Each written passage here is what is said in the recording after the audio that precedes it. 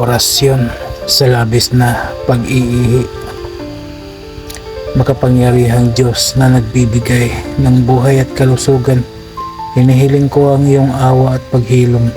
Linisin mo ang aking katawan sa anumang karamdaman o kahinaan. Pigilin mo ang labis na pag-iihi at ibalik ang balanse ng aking lakas. Sa tulong ng iyong banal na Espiritu, ako'y maging ganap na malakas at mapayapa. Sa ngalan ng Ama, ng Anak at ng Espiritu Santo. Amen. Bigkasin lamang ang mga orasyon na sumusunod ng 3 beses at iihip sa isang basong tubig at inumin. Di kaya iihip mo sa iyong dibdib. Sator aripo tinito pirarotas triminem vertitum spiritu. Triminem vertitum spiritu. Triminem vertitum spiritu. Amen.